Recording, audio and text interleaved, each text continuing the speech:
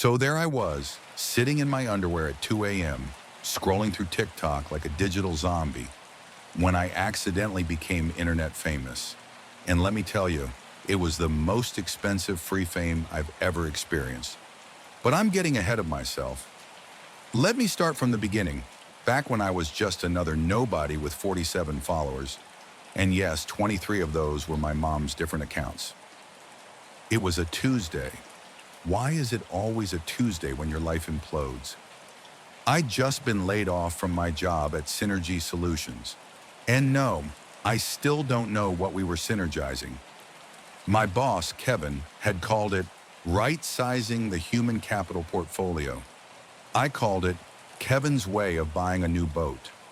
So there I was, unemployed, eating cereal for dinner, when my roommate Jake burst through the door like he discovered fire. "Dude, you have to see this," he wheezed, shoving his phone in my face. "This guy made $50,000 just by posting a video of himself making a sandwich." I looked at the screen. It was literally just a guy making a sandwich. Badly. He put mayonnaise on the outside of the bread. The outside. And somehow this culinary catastrophe had 12 million views. "That's it," I declared, standing up so dramatically that I knocked over my cereal bowl. "I'm going viral." Jake laughed so hard he snorted. "You? Viral? Dude, your most successful post was a blurry photo of your breakfast burrito that got 3 likes. One was from your mom, one was from your other mom account, and one was from me, and I was drunk." But I was determined. I was going to crack the code of internet fame. I was going to be the next big thing. I was going to make dozens of dollars. I spent the next 3 days studying viral content like I was preparing for the SATs. I watched every how to go viral YouTube video ever made. I took notes. I made charts. I even bought a whiteboard, which made me feel very professional and slightly insane. Here's what I learned. Apparently, the secret to viral success was being authentic and relatable, while also being unique and memorable, which is like saying the secret to flying is to fall up while staying grounded. I also discovered that algorithms love 3 things: cute animals, attractive people, and chaos. Well, I didn't have a cute animal or attractive people, but chaos I could do. First, I tried the cute animal route. I borrowed my neighbor's cat, Mr. Whiskers, who turned out to be less adorable internet sensation and more bad entity with claws. I spent 2 hours trying to get him to do literally anything entertaining. He just stared at me with what I can only describe as feline contempt. The video I posted was 12 seconds of me saying, "Dance, Mr. Whiskers," while he slowly walked away. It got 4 views. Mr. Whiskers probably accounted for 3 of them. Next, I tried the attractive people route by doing a glow-up transformation video. Spoiler alert, you can't glow up if you never glowed to begin with. I looked like someone had attacked me with a makeup cannon.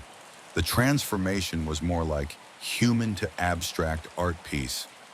That video got 7 views, but 3 people commented, "Are you okay?" So that was progress, I guess. Then I tried the chaos route. I decided to juggle while riding a unicycle while reciting the periodic table. I don't know how to juggle, I don't own a unicycle, and I barely remember hydrogen and helium. But I was committed to the chaos. I borrowed my little sister's bike and somehow convinced myself that if I just believed hard enough, it would become a unicycle. Physics disagreed. The video was mostly me falling over while shouting lithium at the ground. 12 views.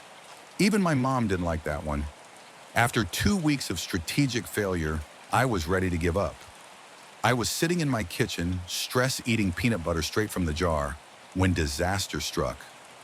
I was trying to open a new jar of peanut butter, the kind with the really stubborn lid that seems to be welded shut by industrial machinery. I was struggling with it, getting increasingly frustrated when I decided to use my teeth for leverage. Now I should mention that I was filming myself at this point, not for content, but because I wanted to document my technique for future reference. I'm very methodical about my peanut butter consumption.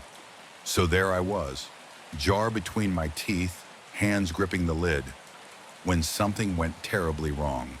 The lid suddenly gave way, but my teeth were still clamped down on the jar. The momentum sent me flying backward. I crashed into my kitchen counter, which knocked over a stack of dishes, which triggered a domino effect that somehow ended with me on the floor, covered in peanut butter, surrounded by broken plates, with a jar still dangling from my mouth like some kind of demented beaver. And the whole thing was recorded in perfect 4K detail. I was going to delete it immediately, but then I watched it back, and I have to admit, it was pretty spectacular. I looked like a cartoon character. The sound effects were incredible. The trajectory of the peanut butter was almost artistic. "You know what?" I said to the empty jar. "Screw it." I posted it with the caption, "How not to open peanut butter. Send help." I woke up the next morning to my phone buzzing like an angry bee. I had 847 notifications. My brain couldn't process the number. I thought there was a glitch. But no, the video had somehow caught fire overnight. It had been shared, reshared, remixed, and turned into a meme format. People were making their own versions called peanut butter fails. There were reaction videos, commentary videos, and someone had even auto-tuned my grunts of frustration into a surprisingly catchy song. Within 48 hours, I had 50,000 new followers. The video hit 2 million views. I was getting interview requests from podcasts I'd never heard of. A late-night talk show wanted me to recreate the stunt live on air. Jake found me staring at my phone in disbelief. "Dude, you did it! You're viral! You're famous! You're going to be rich!" That's when reality hit me like a jar of peanut butter to the face. Here's what they don't tell you about going viral. It costs money. First, there was the phone bill. Apparently, when 50,000 people suddenly follow you and you're constantly checking your notifications, your data usage goes through the roof. My phone bill went from $30 to $300 in 1 month. Then there was the broken dishware. Turns out when you destroy half your kitchen for content, you have to replace it. That was $200. The interview requests, they were all unpaid. But think of the exposure, they said. Exposure doesn't pay for groceries. The late night show, they wanted me to fly to Los Angeles at my own expense for a 30-second appearance. The flight would have cost more than my rent. And the monetization? Well, that's where things got really fun. I immediately applied for the TikTok Creator Fund. Turns out you need 10,000 followers and 10,000 video views in the last 30 days. I had the followers, but all my views were on one video. My other content was still performing like a wet firecracker. So I started making more videos, desperately trying to recreate the magic. I made peanut butter opening tutorial, safely. I made reacting to my own viral video. I made kitchen fails compilation. Each one performed worse than the last. The algorithm, it turns out, is a fickle mistress. It had tasted my chaos and found it wanting. Meanwhile, other people were making money off my content. There were compilation channels using my video in their funniest fails collections. There were reaction channels with millions of subscribers watching my video and making ad revenue from it. There were even t-shirts with screenshots of my peanut butter face. I was making nothing while other people were making money from my accidental fame. Eventually, I did get a brand deal offer. A company called Jar Ease wanted to sponsor me. They made jar opening tools. It was perfect, right? They offered me $500 to promote their product. I was so excited.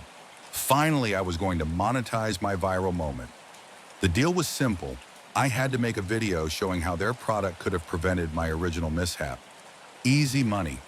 Except their product was terrible. It was basically a rubber grip that didn't grip anything. I spent 3 hours trying to make it work, and it was useless. But I was contractually obligated to make it look good. The resulting video was painfully fake. I was pretending this rubber disc was the greatest invention since sliced bread while obviously struggling to open a jar. My viewers weren't stupid. They called me out immediately. Sell out. Fake. You've lost your authenticity. The video got more dislikes than likes. I lost 5,000 followers in one day. Jar-Ease was so embarrassed by the reception that they asked me to take the video down and refused to pay me. So I did all that work, damaged my reputation, and made $0. But wait, there's more. Because apparently when you go viral, the universe decides to present you with a bill for services rendered. First, there was the tax situation. I didn't make money from my viral fame, but I did receive compensation in the form of free products from companies hoping I'd promote them. Apparently, free stuff counts as income. Who knew? My accountant, yes, I had to hire an accountant, informed me that I owed taxes on the estimated value of a jar opener, 3 different peanut butter brands, and a kitchen cleaning service that cleaned up after a sponsored video attempt. The tax bill was $400. I had made $0. Then there was the mental health cost. Being internet famous is like being a very small celebrity with all the downsides and none of the money. People recognize me in public as that peanut butter guy. I couldn't go to the grocery store without someone asking me to do the face. What face? The face of a man being attacked by a condiment? That's just what I look like when I'm confused.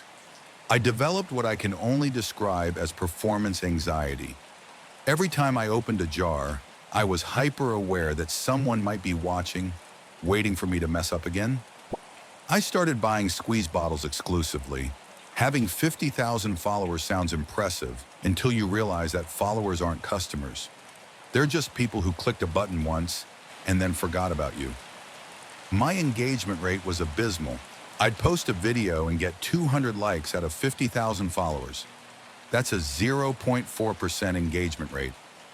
I was basically shouting into the void, but the void had usernames. I tried everything to boost engagement. I did Q&As, live streams, behind-the-scenes content. Nothing worked. My audience wanted one thing, me getting hurt by food containers. They were very specific in their interests. The algorithm, sensing my desperation, started showing my content to fewer and fewer people. It was like digital natural selection, and I was the dodo bird of content creation. The worst part? My moment of fame spawned an entire genre of copycat content. People were deliberately injuring themselves with various jars, bottles, and containers. There was a whole kitchen fail trend that I had accidentally started. Some of these people were actually making money from it. They had better production values, better timing, and better business sense. They took my accidental format and turned it into a profitable enterprise. I watched a 19-year-old make $10,000 from a video of himself pretending to be attacked by a pickle jar. It was clearly staged, professionally shot, and sponsored by 3 different companies. Meanwhile, I was eating ramen and trying to figure out how to pay my phone bill. My viral video brought traffic to TikTok, which made them money through ads. But they didn't share any of that revenue with me. I tried expanding to other platforms: YouTube, Instagram, Twitter. Each one had different rules, different algorithms. YouTube wanted me to make 10-minute videos for monetization. How do you stretch a 15-second peanut butter accident into 10 minutes? I tried. The result was 9 minutes and 45 seconds of me explaining why I was holding a jar. Instagram wanted perfect photos. My content was deliberately imperfect. Twitter wanted wit and timing. I had neither. Each platform wanted me to be someone different, but I was just a guy who had struggled with a jar one time. My brief internet fame also affected my relationships. Jake, my roommate, started treating me differently. He'd introduce me to people as my famous roommate, and then get annoyed when I didn't get recognized. He also started suggesting we collaborate on content. His ideas were not good. He wanted to create a series called Roommate Fails, where we deliberately mess up household tasks. I tried to explain that my viral moment worked because it was genuine, but he didn't understand. "You're just scared of success," he said. "You had lightning in a bottle, and you're too chicken to try again." Maybe he was right.